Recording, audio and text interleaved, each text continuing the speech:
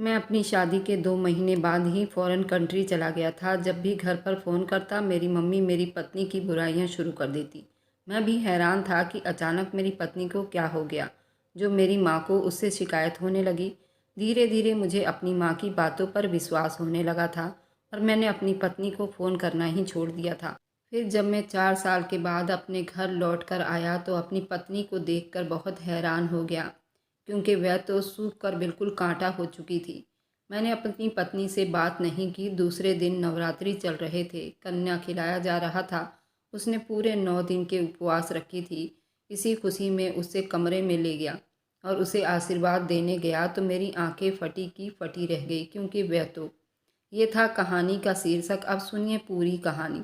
मेरा नाम राजन है। मैं जब 25 साल का हुआ, मेरी माँ ने मेरे सामने 2 लड़कियों की तस्वीर रखी थी और मुझे कहा कि इनमें से किसी एक लड़की को अपनी लाइफ पार्टनर के लिए पसंद कर लो। मैंने दोनों तस्वीरों को बहुत गौर से देखा था। उनमें से एक लड़की बहुत खूबसूरत और गोरी चिट्टी थी, जबकि दूसरी सांवली मगर नैन नक्श बड़े ही सुंदर थे। उसके चेहरे पर काफ़ी मासूमियत थी। मैंने उस लड़की की तस्वीर उठाई, अपनी माँ से पूछा कि मम्मी, ये लड़की कौन है। मेरी बात पर मेरी माँ हैरान रह गई और मुझसे पूछने लगी, बेटा, तूने गोरी लड़की को छोड़कर इस लड़की को क्यों चुना। जिस पर मैंने उन्हें जवाब दिया कि माँ, ये बहुत मासूम लगती है, घर आएगी तो आप लोगों के साथ जल्दी घुल मिल जाएगी। वैसे भी मैं माँ और पत्नी के बीच में होने वाली जंग में फंसना नहीं चाहता था, इसलिए ऐसी लड़की का चुनाव करना चाहता था जो मासूम हो और शरीफ हो।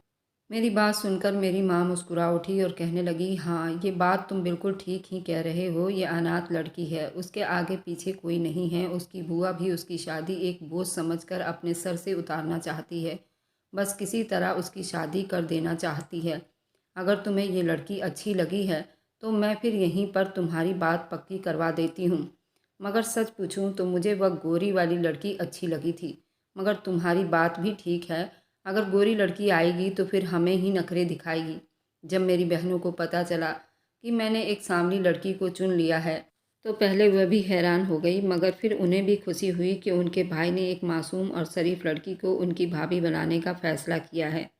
फिर मेरी माँ और बहनें वहाँ मेरा रिश्ता पक्का कराईं और झटपट मेरी शादी भी तय हो गई।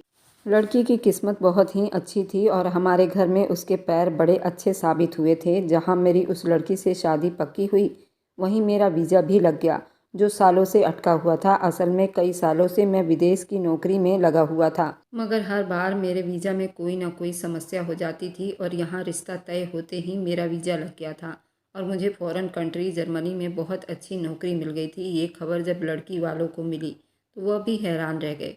मुझे फ़ॉरेन कंट्री जल्दी जाना था, इसलिए मेरी मम्मी ने शादी के लिए बहुत ज़ोर दिया और बिल्कुल साधारण तरीके से मेरी शादी हुई और मैं उस लड़की को दुल्हन बनाकर अपने घर ले आया। शादी की रात पहली बार मैंने शीतल को अपने सामने देखा था और उसे देखकर मैं सच में हैरान रह गया था। वह सांवली थी मगर बहुत ही खूबसूरत थी। शीतल को देखकर मुझे इस बात पर विश्वास हो गया था कि सच में सांवला रंग गोरे रंग से ज़्यादा अच्छा होता है और खूबसूरती तो उसका नेचर बनाता है, ना कि गोरा काला। वह जितनी खूबसूरत थी बल्कि उसकी बातें भी बड़ी मिठास वाली थी।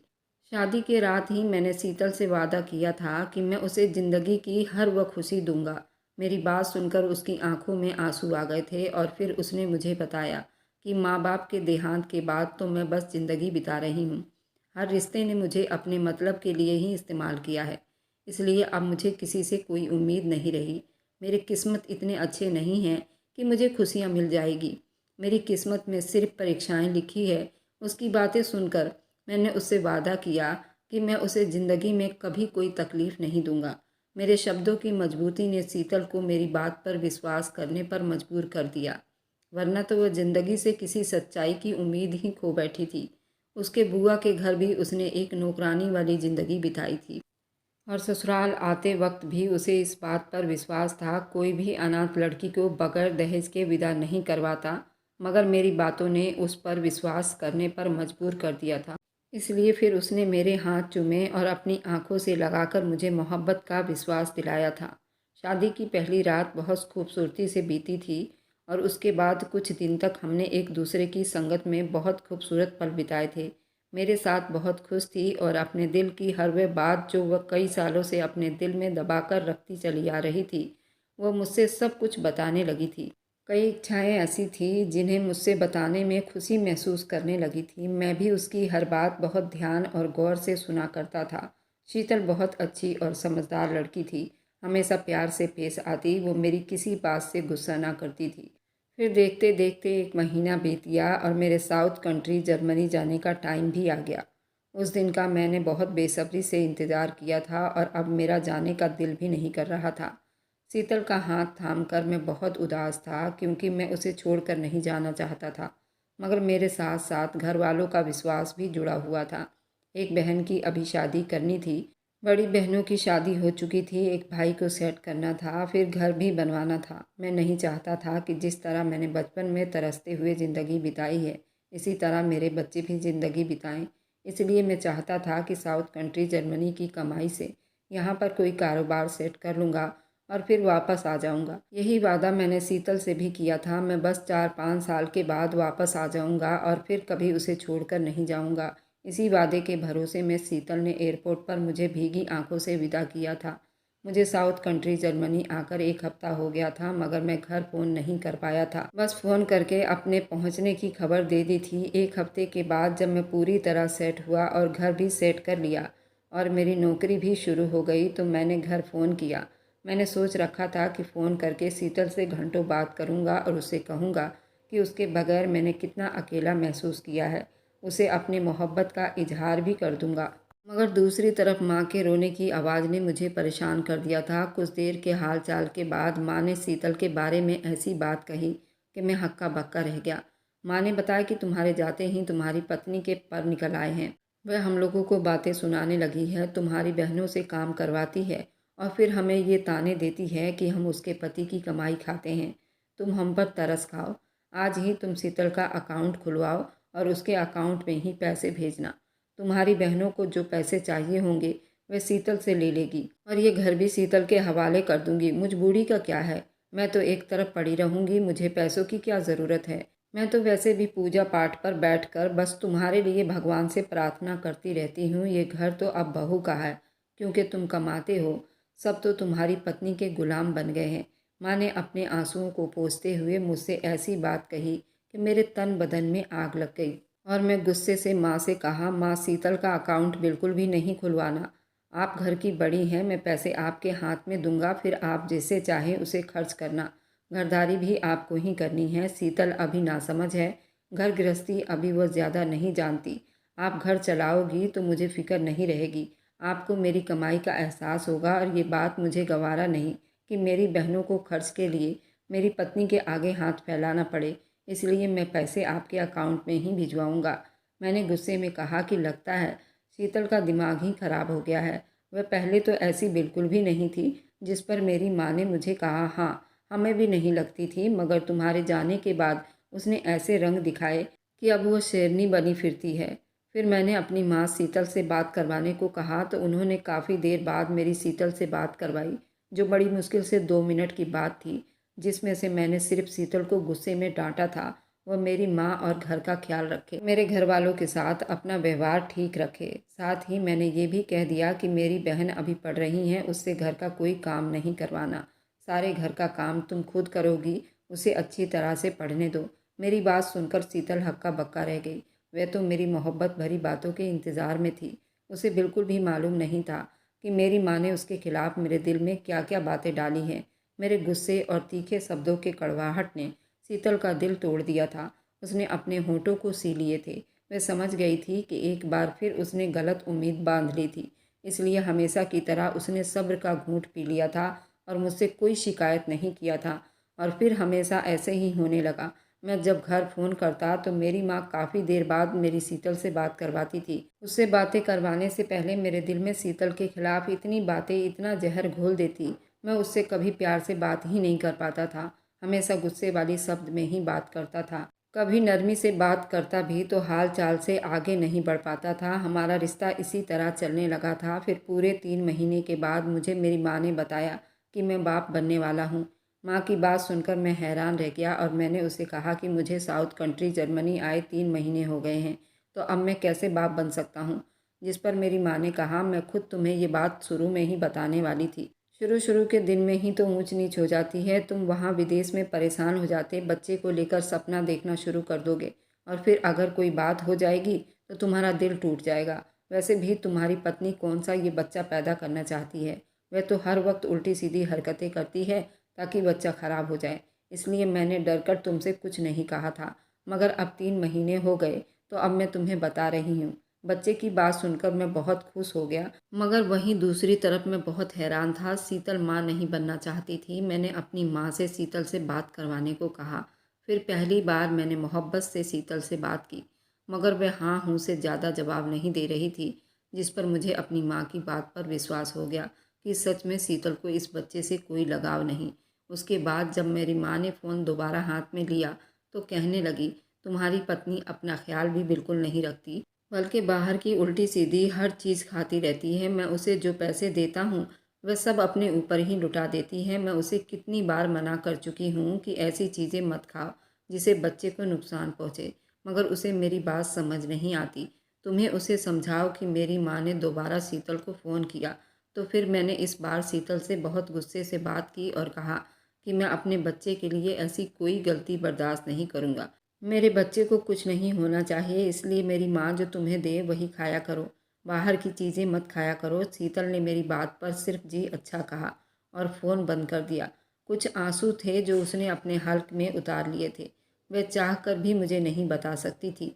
सारी ज़िंदगी ही उस पर कितना तंग हो चुका था कि ऐसे ही कई महीने बीत गए और पूरे 9 महीने के बाद मुझे बाप बनने की खुशखबरी मिल गई। मुझे यहाँ जर्मनी आए हुए 9 महीने बीत गए थे। शादी के 3 महीने के बाद मैं जर्मनी आ गया था। हमारी शादी को 1 साल हो चुके थे और मैं एक बेटे का बाप बन चुका था। ये खबर ऐसी थी कि मेरा दिल उड़कर हिंदुस्तान जाने को कर रहा था, मगर मेरा 4 साल का कॉन्ट्रैक्ट था और इससे पहले वापस जा भी नहीं सकता था। कभी कभार मैं अपनी माँ से बच्चे की आवाज़ सुनने की इच्छा करता तो मेरी माँ मेरे बच्चे के पास फ़ोन रख देती। बच्चे की किलकारियाँ से ही मेरा दिल खिल उठता था। मेरी पत्नी से तो मेरी बात ना के बराबर होती थी। मेरा दिल अपने बच्चे को मिलने के लिए मचलने लगा था। मेरी पत्नी के लिए मेरे जज्बात बिल्कुल ही बदल कर रह गए थे। शायद उसकी वजह थी कि मेरी माँ ने मेरे दिमाग में और दिल में शीतल के खिलाफ गलत बातें डाल दी थी। 4 साल मैंने काफ़ी सारे पैसे अपनी माँ को भेज दिए थे, मगर जब मैं अपनी वापसी की बात की और कहा जो पैसे मैंने अपनी माँ को भेजे हैं उसी पैसों से आकर मैं कोई कारोबार कर लूँगा, तो मेरी माँ ने मुझे कहा वह सारे पैसे तो तुम्हारी पत्नी और बच्चे की पैदाइश पर खर्च हो गए हैं। मेरी माँ ने मुझे मना करते हुए कहा कि तुम छुट्टियों पर आना चाहते हो तो आ जाओ, मगर अभी हमेशा के लिए वापस मत आना। अपनी माँ की बातें सुनकर मैं परेशान हो गया, क्योंकि मैंने अपनी पत्नी से 4 साल का वादा किया था। 4 साल मैंने लाखों रुपए कमाए और जितने भी कमाए सारे पैसे अपनी माँ को भिजवाए थे। इसमें एक बड़ा कारोबार शुरू हो सकता था, मगर न जाने मेरी माँ ने कैसे पैसे खर्च किए थे जो उनके पास कुछ भी नहीं बचा था। माँ तो हर महीने मुझे यही कहती थी, तुम्हारी पत्नी के कपड़े आएंगे, ज्वेलरी आएगी, मेकअप आएगा, तुम्हारे बच्चे की चीज़ें आएंगी, उन्हीं सब में पैसे खर्च होंगे। मैं भी आंख बंद करके अपनी माँ की बात पर विश्वास कर लेता था। अभी भी मुझे यही लगता था कि शीतल की वजह से पैसे जमा नहीं हो पाएंगे, क्योंकि मेरी माँ हमेशा जोड़ तोड़ करने वाली औरत थी। मुझे शीतल पर बहुत गुस्सा आने लगा था। फिर छुट्टियाँ लेकर मैं हिंदुस्तान चला आया। घर पहुँचा तो माँ को देखकर बहुत खुश हुआ। सामने ही मेरा 3 साल का बेटा खेल रहा था। मेरा उसे देखकर खुद पर काबू पाना बड़ा मुश्किल हो गया। मैं भागकर उसकी तरफ गया और उसे अपनी गोद में उठाकर खूब प्यार करने लगा। मेरा बेटा पहली बार अपने बाप का प्यार महसूस कर रहा था, इसलिए रोने लगा। सामने ही शीतल खड़ी भीगी आंखों से मुझे देख रही थी। वो बहुत मोहब्बत से बेटे के इस प्यार को देख रही थी। 4 साल के बाद अपनी पत्नी को देखकर मेरा दिल बिल्कुल नरम पड़ गया था। मैं उसके पास आकर उसे बहुत प्यार करना चाहता था। उसने मेरा पाँव छुआ। मैंने उसे आशीर्वाद दिया। शीतल की हालत देखकर मैं चौंक उठा था।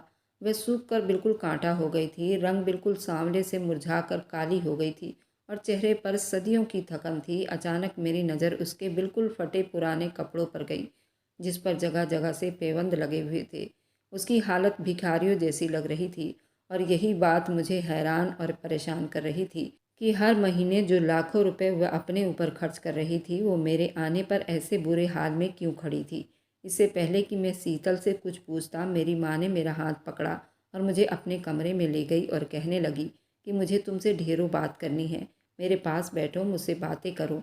मैंने 4 साल तुम्हें बहुत याद किया। मैं जो कुछ पल अपनी पत्नी के साथ बिताना चाहता था, माँ के कहने पर माँ के साथ आ गया, जबकि मेरी पत्नी दूर खड़ी भीगी आंखों से मुझे देखती रह गई। और फिर उसने किचन का मुंह कर लिया, क्योंकि आज उसकी बड़ी नंदों को घर पर आना था, क्योंकि उनका भाई 1 महीने के लिए घर आया था और उन लोगों ने ये कह दिया था कि वो पूरा महीना यहीं पर बिताएंगे। इसलिए अब शीतल को दिन रात उनकी सेवा करनी थी। शीतल ने अपने बड़े नंदोई के पसंद के सारे खाने तैयार कर लिए थे, क्योंकि वह जब भी आते शीतल से नए नए डिश और खाना बनवा कर खाते। फिर उसके बाद वह अपनी छोटी नंद के कपड़े प्रेस करने बैठ गई। मैं उसके पास आया तो उसके पास मुझे देने के लिए टाइम नहीं था। उसके पास कामों की एक बड़ी लंबी लिस्ट थी। उससे पहले कि मैं कोई और मौका ढूंढता, मेरी बड़ी शादीशुदा बहनें घर आ गईं। बच्चों का शोर हंगामे में मुझे अपनी पत्नी को टाइम देने का मौका ही नहीं मिला। रात को जब सब खाने के लिए डाइनिंग टेबल पर मौजूद थे, तो शीतल मुझे कहीं नज़र नहीं आई। यहाँ तक कि उसकी कुर्सी भी नहीं थी। मैंने शीतल को आवाज़ लगाई तो माँ ने मुझे रोक दिया और कहा कि रहने दो, रोटियां पका रही है। गरम गरम रोटियां खाने की सबको आदत पड़ गई है, ठंडी रोटियां यहाँ कोई नहीं खाता। माँ की बात सुनकर मैं चुप हो गया और बहुत उदास हो गया। कुछ निवाले बड़ी मुश्किल से उठाकर खाया। माँ और बहनें मुझे रोकती रह गई, मगर मेरा खाने पर से दिल खराब हो गया था। खाना खाने के बाद सारी बहनें मुझे अपने घेरे में लेकर बैठ गई और गिफ्ट दिखाने की जिद करने लगी। मैं सबके लिए कुछ न कुछ लेकर आया था। बहनों ने मुझसे ज़बरदस्ती बैग खुलवाए और जो चीज़ें मैं अपनी पत्नी के लिए लेकर आया था वह भी लड़ झगड़ कर सब बहनों ने आपस में बांट लिए, और जो बहनों के लिए गिफ्ट लाया गया था वह भी आपस में रख लिए। सिर्फ एक परफ्यूम रह गया था, मैंने उसे ही संभाल कर रख लिया था। रात के टाइम में शीतल का इंतज़ार कर रहा था। वह करीब 2 बजे कमरे में आई तो काफ़ी थकी हुई थी। मैंने आगे बढ़कर उसे गले लगाया और फिर पास बैठकर बातें करने लगा, मगर शीतल के पास मेरी बातों का कोई जवाब नहीं था, इसलिए बस हाँ हूँ में वो जवाब देने लगी। फिर मैंने उसे गिफ्ट में परफ्यूम दिया। उसने चुप से रख लिया। हाँ, जो चीज़ मैं अपने बेटे के लिए लेकर आया था वो बड़े गौर से और बड़ी मोहब्बत भरी आंखों से देख रही थी, और उसके चेहरे पर खुशी भी नज़र आ रही थी। शीतल का बदला हुआ व्यवहार देखकर मैं बहुत हैरान था, और फिर मैंने उसे कहा कि तुम आराम करो, सारे दिन की थकी हुई हो। जिस पर वो मुझसे कहने लगी, नहीं, अभी तो मुझे तुम्हारी सब बहनों के कपड़े धोने हैं। सबके कपड़े धोने के लिए पड़े हैं, अगर आज नहीं धोए तो कल बहुत ज़्यादा हो जाएंगे। फिर वो मुझसे पूछकर कपड़े धोने के लिए चली गई। मैं बस चुप से उसे देखता रह गया। उसके जाने के बाद मैंने उसकी अलमारियाँ खोली तो मुझे वहाँ कोई नया कपड़ा नज़र नहीं आया। ना ही कोई जेवर था, ना मेकअप, कुछ भी तो नहीं था वहाँ। सब पुराने कपड़े थे जो शादी के वक्त मैंने उसे लेकर दिए थे। मुझे समझ नहीं आ रहा था कि माँ ने जो कुछ मुझसे बताया था वो यहाँ पर नज़र क्यों नहीं आ रहा था। मैं बहुत ज़्यादा थका हुआ था, इसलिए सो गया। अगले दिन फिर मेरी बहनों ने मुझे घेर लिया और फिर तरह तरह की इच्छाएं करने लगी। किसी को घूमने जाना था, कोई शॉपिंग पर जाना चाहती थी। मेरी पत्नी अकेली रसोई में सबके लिए खाना तैयार कर रही थी। मेरी नज़र बार बार रसोई के दरवाजे पर जाकर लौट आती थी। बातें करते करते मैं अपनी बहनों पर भी निगाह डाल रहा था। बात करते करते अचानक मैंने एक बात नोट की। मेरी बहनों ने बहुत ही भारी जेवर पहन रखे थे, जबकि उनके पति मामूली नौकरी करते थे। उसके हालात इतने अच्छे नहीं थे। मेरी बहनें इतनी भारी भारी जेवर पहने हुए थी। मुझसे रहा नहीं गया तो फिर मैंने अपनी बहनों से पूछ लिया कि इतने कीमती जेवर कहाँ से आए, जिस पर उन्होंने कहा माँ ने बनवा कर दिया है। मेरी माँ मेरी बहनों की बात पर बुरी तरह चौंक गई और कहा, हाँ, मैंने उन्हें शादी पर कुछ नहीं दिया था, इसलिए बाद में पैसे जमा करके जेवर बनवाकर उनको गिफ्ट कर दिया है। माँ की बातें सुनकर मैं चुप हो गया। फिर मेरे छोटे भाई ने मुझे बताया कि उसने एक फैक्ट्री खोली है, जिस पर और ज़्यादा हैरान हुआ, क्योंकि उसने ज़िंदगी में आज तक कभी कुछ नहीं किया था। फिर अचानक से उसके पास इतने पैसे कहाँ से आए? उसने अपना फैक्ट्री ही खोल लिया। हर बात मुझे हैरान कर रही थी और बहुत कुछ समझ में आ रहा था। कोई इतना अंधा तो नहीं था कि आंखों देखा सच ना जान पाता। फिर 2 दिन के बाद मेरी छोटी बहन, जिसकी शादी मेरे जर्मनी जाने के बाद हुई थी, उसने मुझे किसी काम से अपने घर बुलाया तो उसके कमरे में मौजूद दुनिया भर के खूबसूरत फर्नीचर, एसी, कूलर, पंखा, डाइनिंग टेबल और उसके पति के लिए 4 पहिए की गाड़ी देखकर मैं हैरान रह गया। जिस पर उसने मुझे बताया कि माँ ने सब कुछ बनवा कर दिया है। वह बड़ी खुशी खुशी मुझे बता रही थी कि माँ ने इतना कीमती दहेज दिया है कि ससुराल में मेरी बहुत नाम हो गई है। हर कोई हैरान रह गया था। इतना बड़ा और खूबसूरत फर्नीचर, सोने का इतना बड़ा सेट और पति के लिए गाड़ी, ये सब माँ ने दिया है। मैं समझ गया कि इतने सालों की मेरी कमाई कहाँ लुटाई गई है। छोटी बेटी के दहेज में हर ऐशो आराम दिया गया था और बाकी बेटियों को सोने के जेवर और छोटे बेटे को फैक्ट्री खोलकर दिया गया था।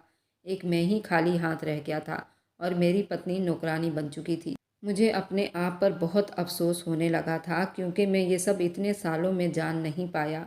मगर मुझे एक बात अभी तक समझ नहीं आई थी कि शीतल अब तक क्यों चुप थी। उसने मुझसे कोई शिकायत क्यों नहीं की। वह तो बस चुप से पूरे घर की सेवा में लगी रहती और मेरे बेटे को संभालती थी। 2 दिन के बाद नवरात्रे के 9 दिन पूरे हो रहे थे। उस दिन कन्या को खिलाया जाना था।